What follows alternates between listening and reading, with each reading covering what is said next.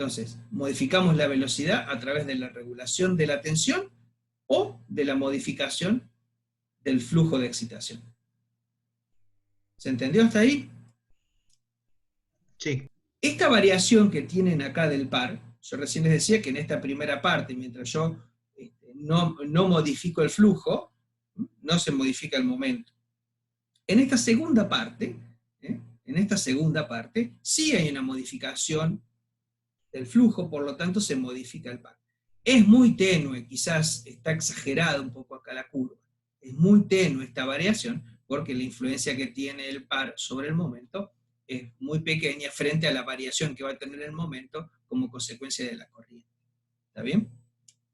Entonces, eso es importante que lo tengan. Acá tienen un ejemplo de modificación de velocidades, justamente modificando la tensión aplicada o modificando el flujo de excitación a través con dos reóstatos. O sea, acá tienen, fíjense, un primer caso, está a la izquierda, en donde tienen un reóstato que están modificando la tensión aplicada sobre el inducido. Mientras hay un segundo caso, donde hay un reóstato que está modificando la excitación que se le introduce a la máquina. Entonces, mediante estos dos circuitos, yo puedo realizar eso que recién nosotros veíamos, de la modificación de la tensión aplicada a la máquina o la modificación del flujo de excitación del campo principal. O sea, con cualquiera de estos dos métodos yo podría estar regulando la velocidad desde cero hasta una velocidad máxima, en el cual tengo una gama muy amplia de velocidades en las cuales yo puedo parar a la máquina para que trabaje en esa velocidad, que es una ventaja que me presentan las máquinas de corriente continua, que es bastante compleja después de conseguirlo en las máquinas de corriente alterna. Tener esa gama tan amplia de posibilidades de distintas velocidades de trabajo. Y acá tienen las curvas características ahora de los motores. Tienen estas curvas, en los motores nosotros vamos a hablar siempre de tres curvas características, dependiendo del tipo de excitación. Para el caso de un motor derivación, la curva característica velocidad, donde me compara la velocidad de la velocidad de la máquina con la corriente de carga, es prácticamente constante. Esta caída que está representando esta curva C de la velocidad en función de la corriente de carga, se debe a que cuando nosotros la máquina la vamos cargando, empieza a disminuir su velocidad. Pero se compensa con la curva A. La curva A es el aumento de velocidad que se produce en la máquina como consecuencia de la reacción de inducido. Recuerden que cuando nosotros la máquina la cargamos, como consecuencia de la reacción de inducido, hay una disminución del flujo principal. Entonces esa disminución del flujo principal hace que aumente la velocidad. Eso se compensa y tiene esta característica de funcionamiento de la máquina, un motor con excitación en derivación, donde la velocidad se mantiene constante con la carga. La otra curva característica es la que denominamos par motor. Esta curva par motor relaciona lo que es la cupla con la corriente. El crecimiento que tiene la cupla en función de la corriente de carga no es un crecimiento muy violento. Tiene un crecimiento atenuado, y va a llegar un momento que prácticamente ese crecimiento de la cupla se hace constante. Entonces, esto no es una curva característica demasiado interesante en este tipo de... Y la otra curva es la mecánica. La mecánica relaciona la cupla con la velocidad, en donde con el aumento de cupla la velocidad se mantiene siempre constante. Entonces, independientemente de la carga que se le aplique, la velocidad en este tipo se mantiene constante. Es quizás el aspecto más relevante de los motores con excitación en derivación. El serie, en cambio, fíjense, la curva característica velocidad, ahora la velocidad en función de la corriente es tremendamente variable. Recuerden que en este tipo de motores la misma corriente de carga es la corriente que produce la excitación, por lo tanto va a ser muy variable esa excitación en función de la corriente de carga. Si la carga es muy baja, La excitación implica que también el campo es muy bajo. Si el campo es muy bajo, significa que la velocidad es muy alta. Fíjense, para cargas muy pequeñas, prácticamente esta máquina se embala. Se necesita sí o sí tener cargas. Esto no es una buena característica. En cambio, fíjense, la curva par motor, sí, en esta máquina presenta una característica muy interesante. Para pequeñas corrientes de carga, las cuplas empiezan a ser altas y cada vez se van incrementando más a medida que la corriente de carga se hace más intensa. Entonces, presenta una característica par motor, el motor serie realmente interesante y de utilización. Quizás este es el aspecto entonces más relevante en este tipo de máquinas. La curva mecánica, que muestra cómo se modifica la cupla en función de la velocidad, bueno, evidentemente también va a ser muy variable, debido a que justamente tiene una excitación en la cual nosotros no podemos controlar, por lo tanto la velocidad va a ser tremendamente variable. Entonces, como ustedes ven, en las máquinas de excitación-derivación tenemos una cuestión que es muy atractiva, que es el hecho de que la velocidad se mantiene constante independientemente de la carga. Mientras que en las máquinas series tenemos una característica atractiva, que es que tiene elevados pares con corrientes no tan altas. Entonces, por eso surgen este tercer grupo, que son las máquinas compuestas, que nosotros analizábamos recién, si eran adicionales, o sustractivas y demás, los distintos tipos de excitación, en donde la conjunción de estos dos bobinados de excitación sobre un polo me permiten tomar las propiedades positivas de cada una de las formas de excitación. Entonces, si bien no voy a tener una velocidad prácticamente constante con la corriente de carga, pero tengo una velocidad bastante estable con los distintos tipos de carga que pueda quedar aplicado al motor.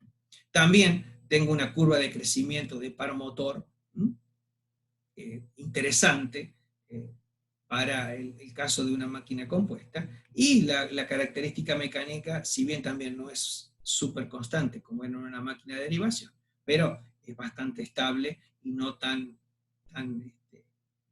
variable como en una máquina serie. Entonces, las características o las respuestas que me van a dar un motor compuesto, con excitación compuesta, frente a los anteriores, es como que me toma lo positivo de cada una de las dos excitaciones y me las traduce en estas curvas que son de respuestas interesantes. Y para finalizar, vamos a analizar una cuestión, un ejemplo práctico que se utilizaba para controlar la velocidad en un proceso productivo, donde se utilizaban máquinas de corriente continua y se podían tener una gama muy amplia de velocidades, de acuerdo a lo que a lo mejor algún proceso necesitara. A lo mejor algún proceso necesitaba que la velocidad de esos elementos que estaban proviendo algún tipo de energía mecánica tengan una velocidad, unas variaciones de velocidad importantes. Este grupo se llama Grupo World-Leonard, y necesita un motor trifásico.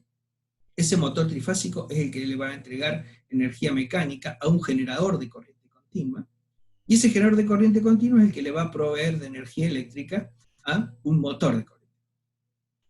Entonces, en el instante inicial, lo que se hace es, fíjense, acá están, los dos elementos de excitación. El R2 es el reóstato que controla la excitación del motor, y el R1 es el reóstato que controla la excitación del generador.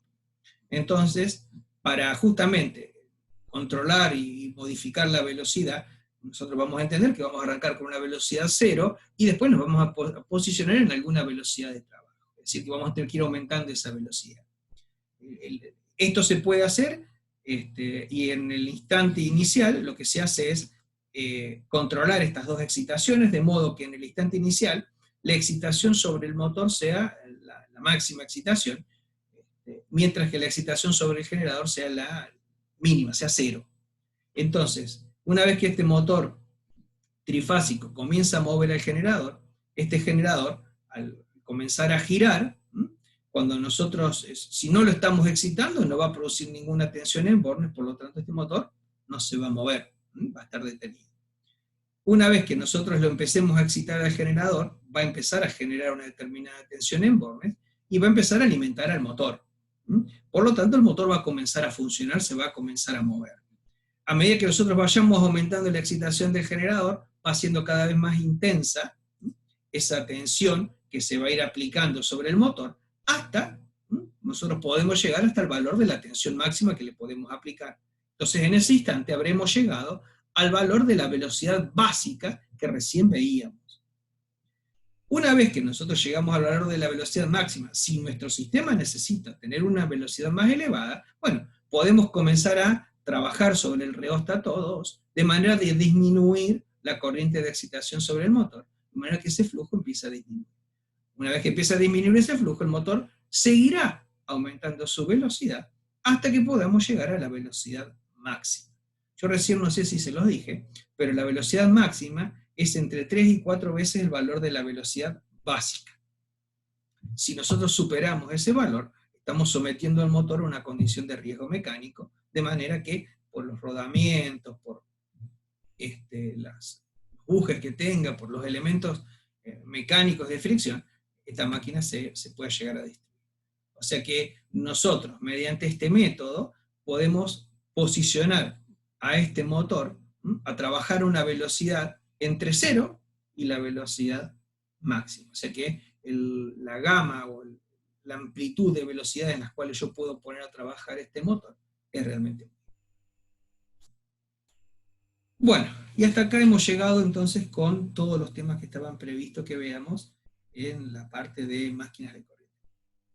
¿Alguna pregunta, alguna duda, alguna cuestión que les haya quedado? Estaba charlando. No, profe. ¿Se entendió? Sí, bastante, sí. Bastante, bueno. Repásenlo, se tomen un tiempito, léanlo. Entonces nosotros nos vamos a estar reencontrando después del receso para empezar a ver las máquinas de corriente alterna, las máquinas rotativas de corriente alterna. Vamos a empezar con las máquinas trifásicas y bueno, después nos quedarán las máquinas monofásicas. También vamos a estar vamos a estar charlando cuando volvamos del receso la fecha de nuestro primer parcial teórico. El primer parcial teórico seguramente va a ser mediante la web, porque por lo que he escuchado, agosto no hay muchas novedades de que esto cambie, posiblemente septiembre. Así que no nos va a quedar otra que postergar nuestro encuentro cara a cara. Chicos, ¿algo más?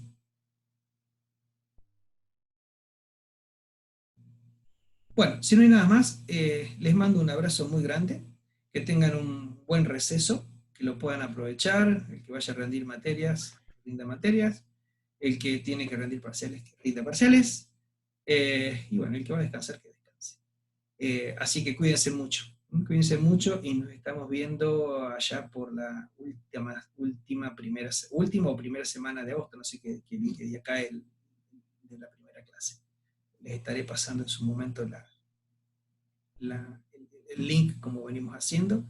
Si en este receso alguien necesita algo, bueno, tienen todos mis canales, tenemos cómo comunicarnos y contactarnos, así que aquí estamos. ¿Estamos? ¿Sí?